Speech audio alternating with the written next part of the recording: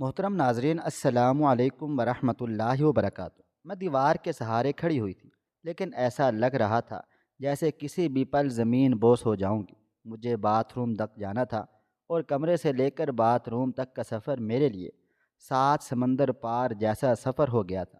ظاہر سی بات ہے، میں اپنے پیر پر زور ڈال نہیں پا رہی تھی، تو کھڑی کیسے ہوتی؟ میں نے ہمت کی اور ذرا سا قدم آگے بڑھایا، لیکن بری طرح لڑکھڑا گئی تھی۔ میں نے اپنے ارد گرد دیکھا تو میرا 4 سالہ بیٹا کھلونوں سے کھیل رہا تھا۔ میں نے اسے آہستہ سے آواز دی، شہاب، مما کی مدد کر دو گے؟ میری بات سن کر اس نے عجیب سی نظروں سے مجھے دیکھا اور انکار میں سر ہلا دیا۔ کہنے لگا، نہیں مما، اگر میں نے آپ کی مدد کی تو دادی مجھے بہت مارے گی۔ میں تو آپ کی مدد نہیں کر سکتا۔ میرے اپنے بیٹے نے میری مدد کرنے کے لیے منع کر دیا تھا، کیونکہ اس کے دل میں دادی اور باپ کا خوف پوری طرح بیٹھا ہوا تھا۔ اگر وہ میری ذرا سی بات بھی سنتا تو اس کا باپ اور دادی مل کر اسے اس قدر مارتے کہ وہ بیچارہ بری طرح سہم جاتا، جبکہ میری بات نہ ماننے پر اسے ہمیشہ انعام ملتا۔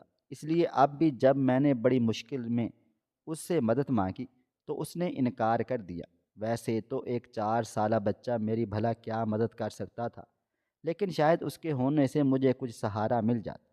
لیکن اس کے جواب نے جس طرح میرا دل دکھا دیا تھا، میری آنکھوں سے آنسو بہنے لگ گئے تھے۔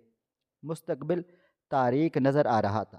میں دھیرے دھیرے گرتی پڑتی کمرے سے نکل کر واش روم تک جا پہنچی تھی، لیکن اتنے میں میری ساس کی گرجدار آواز مجھے سنائی دی۔ وہ نفرت بھری نظروں سے مجھے دیکھتے ہوئے کہنے لگی، بہو، ویسے تو سارا سارا دن وقت کمرے میں پڑی رہتی ہے، بس باتھ روم جانے کے لیے ہی نظر آتی ہے۔ تیرا بس چلے تو باتھ روم بھی کمرے میں بنوا کر ہم سے جان چھڑوا لے۔ ساس کی بات پر میں نے نم آنکھوں سے ان کی طرف دیکھا تھا۔ میں بہت ہی مجبوری میں اپنے کمرے میں تھی کہ کھڑا ہونا ہی بہت مشکل تھا، اور وہ چاہتی تھی کہ ایسے میں بھی بھاگ بھاگ کر گھر کے کام کاج کروں۔ مجھ سے رہا نہ گیا تو میں بھی بول پڑی تھی، اماں، آپ میری حالت نہیں دیکھ رہی ہیں؟ آپ کے بیٹے نے میری ٹانگ کی ہڈی توڑ کر رکھ ڈالی ہے۔ ایسے میں نہ کھڑی ہو سکتی ہوں، نہ چل پھر سکتی ہوں۔ کام کاج بھلا کیسے کروں گی؟ میری بات سننا تھا کہ میری سانس چیل کی طرح اڑتی ہوئی میرے سر پر آ گئی تھی۔ مجھے بالوں سے پکڑا اور ایک تھپڑ مارتے ہوئے کہنے لگی، زبان دراز، ساس کو جواب دیتی ہے؟ تیری ماں نے تجھے یہی سکھایا تھا نا، بڑوں سے اس طرح بات چیت کرتے ہیں۔ میرے بیٹے نے اگر تیری ٹانگ توڑ ڈالی ہے تو اس میں تیرا ہی قصور ہے۔ تو ہی زبان چلاتی ہے، بک بک کرتی رہتی ہے، جواب دیتی ہے۔ میرے بیٹے نے صرف تجھ سے یہی کہا تھا نا کہ اپنی ماں سے 10-15 لاکھ روپے مانگ لے۔ ایسا کون سا گناہ کیا تھا؟ ہر شوہر اپنی بیوی سے ہی امید کرتا ہے۔ جب سے تیرے قدم پڑے ہیں، میرے بیٹے کا کاروبار ڈوبتا ہی چلا گیا ہے۔ تیری نحوست نے میرے بیٹے کے کاروبار کو تباہ و برباد کر کے رکھ دیا ہے۔ اب اگر وہ اپنے کاروبار کو نئے سرے سے کھڑا کرنے کے لیے تیرے گھر والوں سے مدد مانگنا چاہ رہا ہے تو اس میں بھلا کیا غلط ہے؟ لیکن تو نے صاف انکار کر دیا، پھر تو اس نے یہی کچھ کرنا تھا نا۔ میری ساس نے اپنے بیٹے کے وحشیانہ سلوک کو بڑی آسانی سے میری غلطی قرار دے کر مجھے خاموش ہونے پر مجبور کر دیا تھا۔ پھر کہنے لگی، باتھ روم سے نکل کر سیدھے باورچی خانے کا رخ کر۔ کھڑی ہو کر پکانا نہیں آتا تو بیٹھ کر پکا، لیکن مجھے وقت پر کھانا چاہیے۔ کلثوم بھی آنے والی ہے، اس کے لیے بھی کوئی اچھا سا کھانا تیار کر دے۔ میری بڑی نند کا نام لیتے ہوئے میری ساس تن فن کرتی کمرے میں چلی گئی تھی، اور میں بری حالت میں باتھ روم کے اندر چلی گئی تھی۔ باتھ روم میں بھی میں سارا وقت روتی رہی تھی۔ سارے گھر میں یہ ایک ایسی جگہ تھی جہاں میں پوری طرح اپنے دل کا غبار نکال لیا کرتی تھی۔ اگر میں کمرے میں روتی تو میرا شوہر مجھے ڈرامے باز کہتا، کمرے سے باہر روتی تو میری ساس شوہر سے شکایت لگاتی کہ میرے سامنے یہ ڈرامہ کرتی ہے۔ میں اپنے ہی گھر میں کھل کر آنسو بہانے کی بھی حقدار نہیں رہی تھی، اس لیے باتھ روم میں ہی آنسو بہا لیا کرتی تھی۔ پہلے ہی پریشانیاں کیا کم تھیں، جو اوپر سے میری ساس نے کلثوم کے آنے کی خبر سنا ڈالی تھی۔ وہ جب بھی آتی تو دو کی چار کر کے مزید میرے شوہر کو میرے خلاف بھڑکا دیتی تھی۔ اماں جان کو بھی اتنا اکساتی کہ اماں ڈنڈا لے کر مجھے مارنے کے لیے چلی آتی تھی۔ میری ٹانگ کی ٹوٹی ہوئی ہڈی کے پیچھے بھی کلثوم کا ہی ہاتھ تھا۔ اس نے ہی اپنے بھائی کو بھڑکا دیا تھا کہ اپنے سسرال والوں سے پیسے مانگ، وہ لوگ ضرور بیٹی کی خاطر پیسے دے دیں گے، اور اسی کی باتوں میں آ کر زریاب نے مجھے مجبور کیا تھا کہ میں اپنی ماں سے پیسے مانگوں، لیکن میں نے صاف انکار کر دیا تھا، کیونکہ میں اپنی ماں کو پریشان نہیں کرنا چاہتی تھی، نہ ہی وہ میرے حالات سے واقف تھی، نہ ہی میں انہیں خود پر گزری کسی قیامت کی خبر دینا چاہتی تھی۔ اس لیے جب میں نے منع کیا تو میرے شوہر نے کلثوم کے پکڑائے ہوئے ڈنڈے سے مجھے اتنا مارا کہ میرے پاؤں کی ہڈی ہی ٹوٹ گئی تھی، نہ جانے فریکچر تھا یا ہڈی پوری طرح ٹوٹی تھی، جو بھی تھا نہ درد برداشت کے قابل تھا اور نہ ہی مجھ سے برداشت کیا جا رہا تھا۔ جس وقت یہ حادثہ ہوا اس وقت تو میں درد کی وجہ سے بے ہوش ہی ہو گئی تھی، لیکن اس کے باوجود بھی نہ کوئی مجھے ہسپتال لے گیا، نہ کوئی دوائی دی گئی، بلکہ میں اس درد کو سہتی رہی اور دھیرے دھیرے سہنے کی عادت ہو گئی تھی۔ اب تو اس بات کو بھی 4 دن ہو گئے تھے، اور اب ایک دفعہ پھر کلثوم کے آنے کی خبر مل گئی تھی۔ نہ جانے کیوں اسے اپنے گھر میں سکون نہیں آتا تھا۔ ہمارے گھر آ کر جھگڑا کروانے کے بعد وہ پوری طرح مطمئن ہو کر اپنے گھر چلی جاتی تھی۔ کبھی کبھی تو میں سوچتی کہ کلثوم جیسی عورتوں کو سکون کی نیند بھلا کیسے آ جاتی ہے۔ اب بھی میں یہی سوچ رہی تھی کہ کلثوم آئے گی تو ضرور کوئی نیا تماشا لگائے گی، اور یہی بات مزید میری جان نکال رہی تھی۔ خوب آنسو بہانے کے بعد جب میرے دل کا غبار کچھ ہلکا ہوا اور میں لنگڑاتے ہوئے باہر نکلی تو میں نے باورچی خانے کا رخ کر لیا تھا۔ چاروں ناچار کام تو کرنا ہی تھا نا۔ میں جیسے تیسے بیٹھ کر سبزی کاٹنے لگی۔ میری ساس نے تھوڑی ہی دیر میں کچھ میٹھے کا سامان لا کر پکڑا دیا اور کہنے لگی کہ آج میں غریبوں میں کھانا تقسیم کرنے جاؤں گی، اس لیے ذرا ڈھنگ سے میٹھا بنا دینا، 4 لوگوں کو پتہ چلنا چاہیے کہ سغرا بیگم نے غریبوں کی مدد کی ہے۔ ساس کی بات سن کر میرا دل خون کے آنسو رونے لگا تھا۔ گھر میں مجھے 2 وقت کا کھانا ٹھیک طرح سے میسر نہیں تھا، اور میری ساس دنیا دکھاوے کے لیے غریبوں میں کھانا بانٹنے نکل جایا کرتی تھی۔ تقریباً ہر جمعرات ہی میں بہت سارا کھانا بناتی جو میری ساس غریبوں میں بانٹتی، اور دنیا کی نظروں میں بہت اچھا بن جاتی تھی۔ اتنا اچھا کہ اگر میں کسی کو بتانا چاہتی کہ میں گھر میں بھوکی ہوں تو شاید کوئی بھی یقین نہ کر پاتا۔ ظاہر سی بات ہے، جو عورت باہر کے لوگوں کو کھانا کھلا رہی ہے وہ اپنے گھر میں بہو کو کیسے بھوکا رکھ سکتی ہے؟ لیکن حقیقت کیا تھی، اس سے سوائے میرے کوئی واقف نہ تھا۔ میری ساس اتنی چالاکی سے اپنے چہرے پر مکھوٹے لگائے ہوئے تھی کہ ہر کوئی اسے اچھائی کی مورت سمجھتا تھا، اور مجھے ایک بری عورت، کیونکہ میری ساس نے سارے جہان میں یہی مشہور کر کے رکھا تھا کہ میں جان بوجھ کر انہیں بدنام کرنے کی کوشش کرتی رہتی ہوں۔ ہر تھوڑے دنوں میں ہمارے گھر پر محفل میلاد ہوتا، غریبوں کے لیے باقاعدہ لنگر تقسیم کیا جاتا، اور بھی بہت کچھ جو میری ساس صرف اور صرف دکھاوے کے لیے کیا کرتی تھی۔ خیر میرے لیے تو کھانا بنانا ہی مشکل تھا۔ میں نے بڑی مشکل سے میٹھا بھی پکا دیا کہ چلو غریبوں کا ہی کچھ بھلا ہو جائے گا۔ میری ساس نے دوپہر کا کھانا کھایا اور پھر کھانا اور میٹھا لے کر گھر سے نکل پڑی تھی۔ گھر میں صرف میں اور میرا بیٹا رہ گئے تھے۔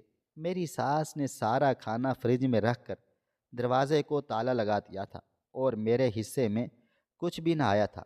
البتہ میرے بیٹے کو ساس نے تھوڑا بہت کھانا خود کھلا دیا تھا، وہ اسے حکم کے اکے کے طور پر استعمال کرتی تھی۔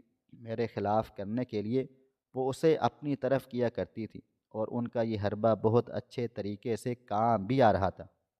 میرا بیٹا مجھ سے کچھ بھی فرمائش کرتا یا کھانا ہی کیوں نہ مانگتا، میرے پاس اسے دینے کے لیے کچھ نہ ہوتا، جبکہ ساس فوراً ہی اس کی غلط فرمائش بھی پوری کر دیتی تھی تاکہ وہ مجھ سے بدظن ہو جائے، اور میرا 4 سالہ بیٹا واقعی ہی مجھ سے نفرت کرنے لگا تھا، کیونکہ وہ جانتا تھا کہ اگر وہ میری مدد کرے گا تو مار کھائے گا، اور اگر دادی کی خدمت کرے گا تو دادی اس کی ہر ناجائز خواہش بھی پوری کر ڈالے گی۔ اس لیے وہ میری آواز کی بجائے دادی کی آواز پر لبیک کہہ کر بھاگا کرتا۔ اب بھی دادی نے اسے کھانا کھلا دیا تھا، وہ دوبارہ کھیل کود میں مصروف ہو گیا تھا، جبکہ میں خالی پیٹ ایسے ہی کمرے میں آ کر لیٹ گئی تھی۔ میری نظر اپنے بیٹے پر جمی ہوئی تھی، جسے صحیح غلط اور اچھا برا کسی بات کی تربیت نہیں دی جا رہی تھی۔ اسے صرف یہ معلوم تھا کہ جو دادی کہہ رہی ہے وہی کرنا ہے۔ میں چاہتی تھی کہ اپنے بیٹے کو اچھی طرح تربیت دوں، اس کو کم عمری سے ہی صحیح اور غلط بتاؤں، نیکی اور بدی سمجھاؤں، لیکن میں ایسا کرنے سے قاصر تھی۔ وہ میری بات سننا تو دور، میرے پاس آنا بھی گوارا نہیں کرتا تھا۔ اسے دیکھتے ہوئے میرا دل اور بھی تڑپ رہا تھا، پاؤں کا درد تھا کہ بڑھتا ہی چلا جا رہا تھا۔ اتنے میں گھر کا دروازہ زور زور سے بجنے لگا۔ میں ایک دم چونک کر اٹھ بیٹھی۔ یہ نہ ہی میرے شوہر کے آنے کا وقت تھا اور نہ ہی میری ساس اتنی جلدی واپس آ سکتی تھی۔ اس لیے میں سوچ میں پڑ گئی کہ میرے لیے دروازے تک جانا بھی مشکل تھا، اور 4 سالہ بیٹے کو بھی میں دروازے پر نہیں بھیج سکتی تھی کہ حالات کچھ ٹھیک نہ تھے۔ بڑی مشکلوں سے میں لنگڑاتے لنگڑاتے دروازے تک پہنچی، اور جیسے ہی دروازہ کھولا تو سامنے کھڑی اپنی ماں کو دیکھ کر میرے ہوش و حواس اڑ گئے تھے۔ کتنے سالوں کے بعد میں اپنی ماں کا چہرہ دیکھ رہی تھی۔ میری آنکھوں سے مسلسل آنسو بہہ رہے تھے۔ میری ماں نے مجھے دیکھا تو ہکا بکا رہ گئی تھی۔ کہنے لگی، نورین تجھے کیا ہو گیا ہے؟ میری ماں کو تو میری حالت پہ یقین ہی نہیں آیا تھا۔ میرا صبر جواب دے گیا۔ میں ماں کے سینے سے جا لگی اور پھوٹ پھوٹ کر رونے لگی۔ میری ماں مجھے سہارا دے کر اندر لے آئی، اپنے پاس بٹھا لیا۔ کہنے لگی، بتا تو بیٹی تجھے کیا ہوا ہے؟ تیرے چہرے پہ یہ نشانات کیسے ہیں؟ گردن پہ بھی کتنے نیل پڑے ہیں، اور اوپر سے تیرا پاؤں، اسے کیا ہوا ہے؟ میری ماں سوال پر سوال کر رہی تھی، اور میرے پاس دینے کے لیے کوئی جواب بھی نہیں تھا، کیونکہ پچھلے 5 سالوں میں میری ماں سے صرف فون کی حد تک رابطہ تھا، وہ بھی جب کبھی میرا شوہر مجھ پر رحم کھا کر بات کروا دیتا، کیونکہ میرا میکا دوسرے شہر میں تھا۔ میری ماں مجھ سے کئی میلوں کے فاصلے پر تھی، اور میری اور ان کی ملاقات شادی کے بعد سے اب تک ہو ہی نہیں سکی تھی۔ میری ماں کو فالج کی وجہ سے سفر کرنے میں مسئلے مسائل تھے، اور میرے شوہر نے مجھے کبھی جانے کی اجازت ہی نہیں دی تھی۔ اس لیے جب بھی میری ماں بلاتی تو میں کوئی نہ کوئی بہانہ بنا کر منع کر دیتی تھی۔ البتہ پچھلے کچھ دنوں سے میرا شوہر مجھے مجبور کر رہا تھا کہ میں اپنی ماں کے پاس جا کر 15 لاکھ روپے مانگ کر لاؤں، لیکن میں اس بات کے لیے بالکل راضی نہیں تھی، کیونکہ 5 سالوں تک میں نے اپنے شوہر اور سسرال کا بھرم رکھا تھا، خود پر ہونے والے کسی ظلم کی بھنک اپنی ماں کو نہیں دی تھی، کیونکہ میری ماں بہت کمزور دل کی مالک تھی۔ وہ مجھ سے بہت محبت کرتی تھی۔ بچپن سے میری ماں نے میرا بہت خیال رکھا تھا، اس لیے میں اپنی زندگی کے حالات سنا کر انہیں دکھ نہیں دینا چاہتی تھی، پھر چاہے مجھے طلاق کے نام سے بھی خوف آتا تھا۔ میری ماں کو اگر میرے حالات کا پتہ چلتا تو وہ فوراً طلاق کی بات کرتی، اور میں اپنے بیٹے کو چھوڑ کر واپس اپنے گھر نہیں جانا چاہتی تھی۔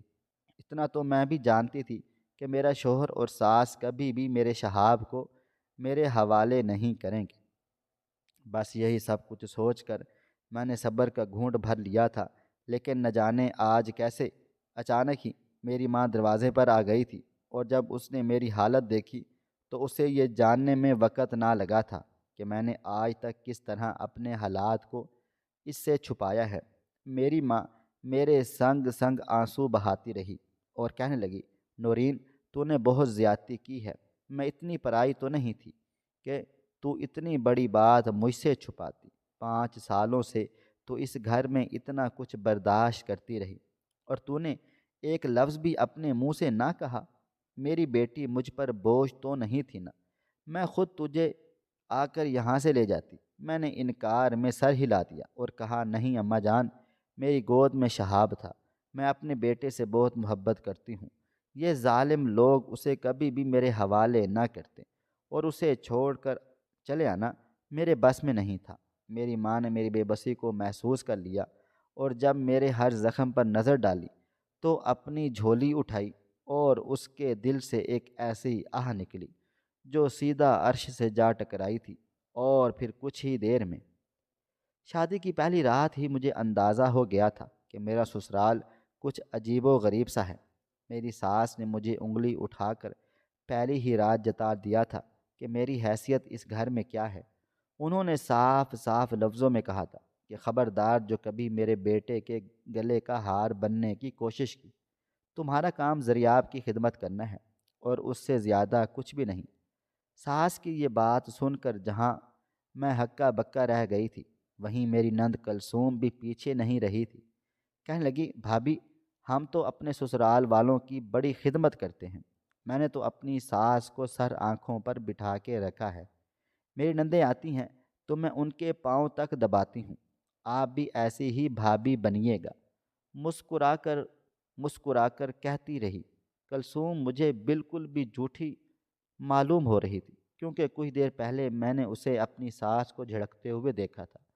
وہ بڑی بدتمیزی سے ان سے بات کرتے ہوئے کہہ رہی تھی کہ آپ اپنے بیٹے کے ساتھ گھر چلے جائیں، میرا جب دل چاہے گا میں آ جاؤں گی۔ وہ شاید اسے گھر چلنے کا کہہ رہی تھی، اور اس کا انداز ایسا تھا جیسے وہ انہیں کوئی کمتر حقیر کیڑا ہی سمجھتی ہو، اور میرے آگے بڑھ چڑھ کر کہہ رہی تھی کہ میں تو اپنے سسرال والوں کی خوب خدمت کرتی ہوں۔ میرا دل چاہا کہ اس کے منہ پر زور سے ہنس دوں، لیکن سسرال میں پہلے ہی دن میں ایسا کچھ بھی ویسا نہیں کرنا چاہتی تھی، اور پھر اسی رات میرے شوہر نے بھی جس انداز میں مجھ سے بات چیت کی، میرا دل بری طرح سے ٹوٹ گیا تھا۔ مجھے سمجھ ہی نہیں آ رہا تھا کہ کیوں ان لوگوں نے گر پڑ کر میرے گھر رشتہ ڈالا تھا۔ ایسا نہیں تھا کہ میرے لیے رشتوں کی کوئی کمی نہیں تھی، لیکن زریاب کی اماں نے میری ماں کے پاؤں تک پکڑ لیے تھے۔ وہ میری اماں کی دور کے رشتہ دار لگتی تھی کہ کسی شادی میں شرکت کے لیے وہ ہمارے شہر آئی تھی، وہیں انہوں نے مجھے پسند کر لیا اور میری فالح زدہ ماں کے قدموں میں بیٹھ گئی تھی، اور کہنے لگی کہ ہمیں زریاب کے لیے بس نورین ہی پسند ہے، اس سے اچھی لڑکی تو کوئی ہو ہی نہیں سکتی۔ بہن، آپ کی بیٹی کو ہم رانی بنا کر رکھیں گے، بس آپ اسے ہمارے ساتھ رخصت کر ڈالیں۔ میری ماں نے صاف انکار کر دیا تھا کہ میں اتنی دور اپنی بیٹی کو رخصت نہیں کرنا چاہتی۔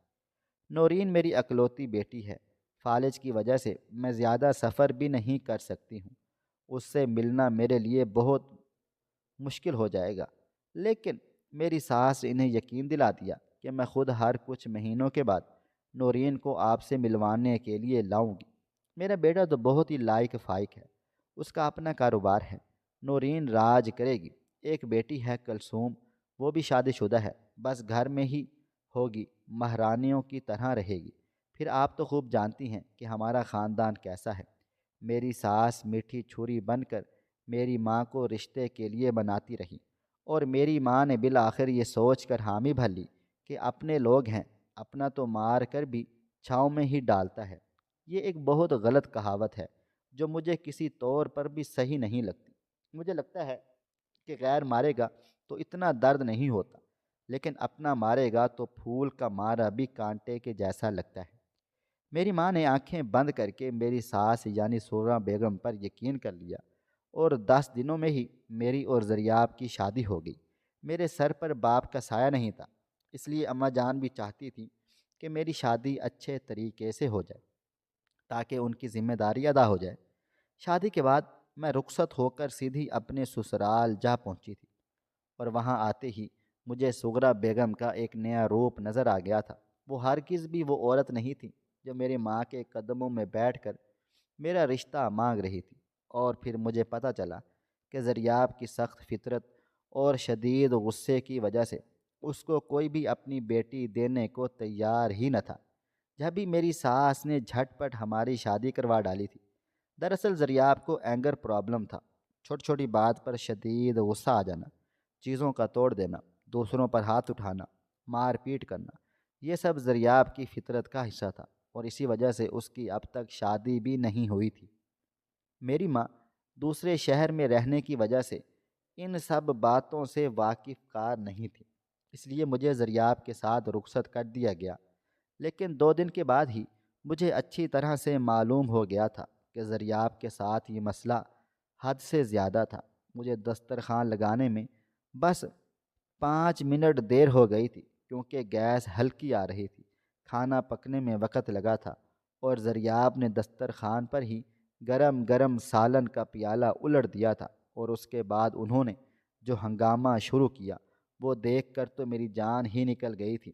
میں دیوار سے لگ کر کھڑی ہو گئی تھی، تھر تھر کانپ رہی تھی، کیونکہ میں نے کبھی کسی مرد کا غصہ نہیں دیکھا ہوا تھا۔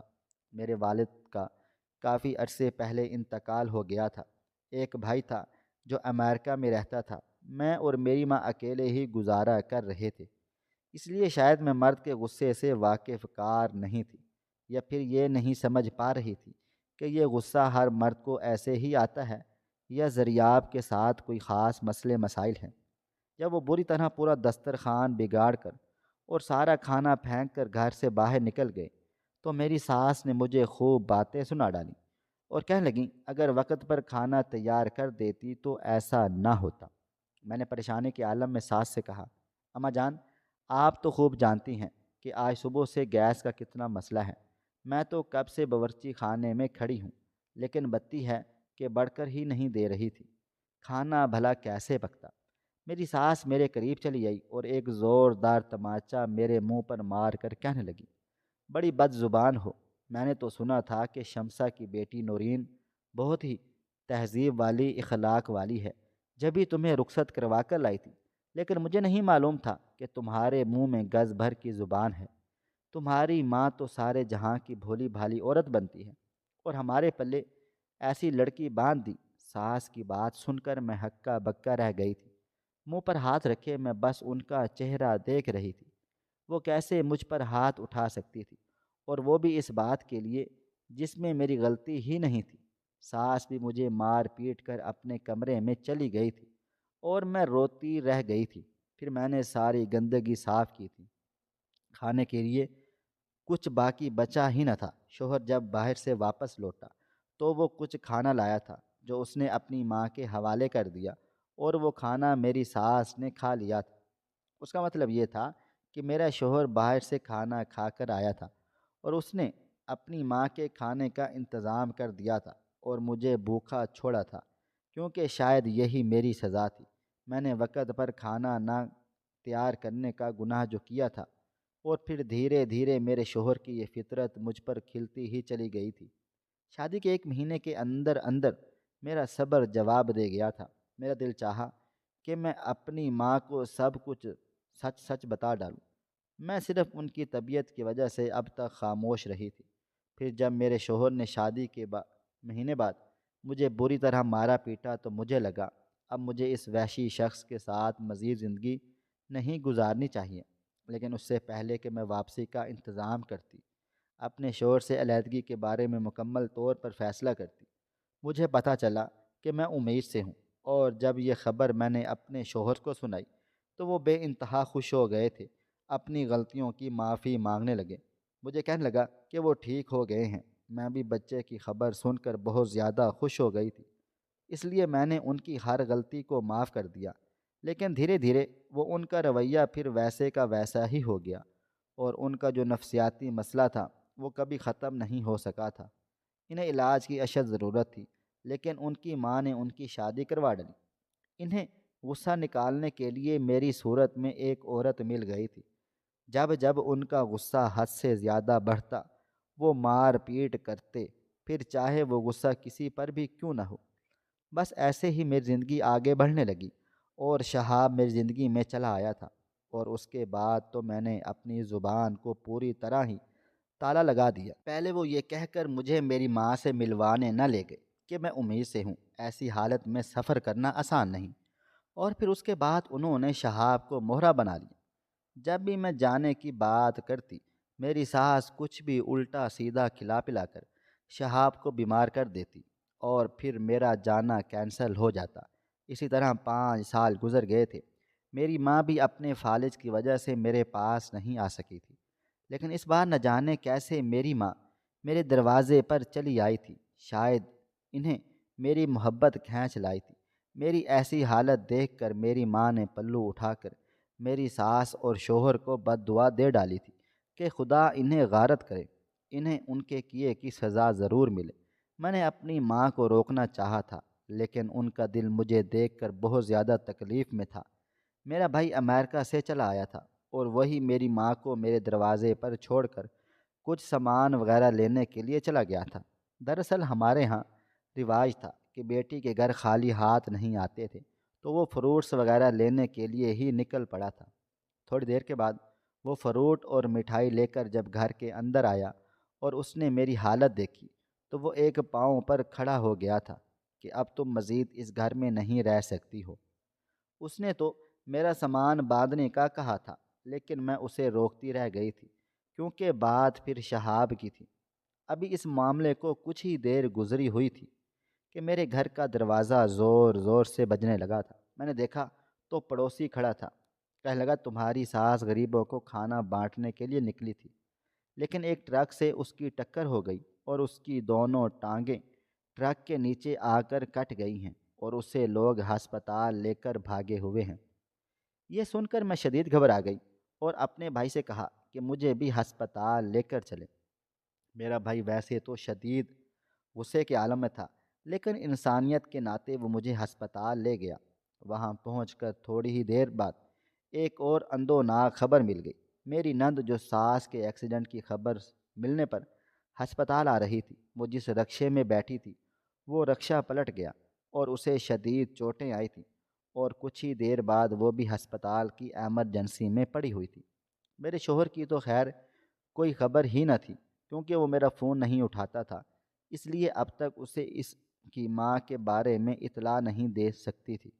پھر شام کے وقت میرا شوہر آیا تو اپنی ماں اور بہن کو دیکھ کر وہ ہکا بکا رہ گیا تھا، اور پھر میرے بھائی نے اس سے طلاق کی ڈیمانڈ کر ڈالی تھی اور کہا کہ میری بہن کو طلاق دے دو، ہم اسے اپنے ساتھ لے کر چلے جا رہے ہیں۔ میرا شوہر بہت زیادہ پریشان تھا، وہ روتے ہوئے معافی مانگنے لگا، کہنے لگا نہیں نہیں، میں نورین سے بہت محبت کرتا ہوں، ایسا نہ کریں۔ یہ سن کر میرے بھائی نے ایک زوردار تماچا میرے شوہر کے منہ پر دے مارا اور کہنے لگا تمہاری ایسی محبت کی ہمیں کوئی بھی ضرورت نہیں ہے، میری بہن ہم پر کوئی بوجھ نہیں ہے، اگر یہ اپنے حالات ہمیں پہلے بتا دیتی تو ہم کبھی اسے تمہارے حوالے ہی نہ کرتے، بلکہ پہلے ہی روز اپنے ساتھ لے جاتے۔ میں نے اپنے بھائی جان کو کہا کہ میں کچھ وقت اپنے شوہر کے ساتھ اور رہنا چاہتی ہوں۔ میری بات سن کر میرا بھائی حیران و پریشان رہ گیا تھا۔ میری نظر میری ساس پر تھی جو دونوں پیروں سے معذور ہو گئی تھی۔ انہوں نے ہاتھ جوڑ کر مجھ سے معافی مانگ لی تھی، انہیں اپنی غلطیوں کا احساس ہو چکا تھا۔ میرا شوہر بھی جان گیا تھا کہ اس نے کتنی بڑی سنگین غلطی کر ڈالی ہے۔ میں نے شہاب کی خاطر ایک بار پھر اپنے شوہر اور ساس دونوں کو معاف کر ڈالا تھا۔ میں اپنی معذور ساس کو گھر لے آئی تھی، ان کی دیکھ بھال کرنے لگی۔ وہ بالکل خاموش ہو گئی تھی، گھر کا سارا نظام میرے ہاتھ آ گیا تھا۔ میں نے گھر کو ایک بار پھر نئے سرے سے اپنا گھر مان کر زندگی شروع کر ڈالی تھی۔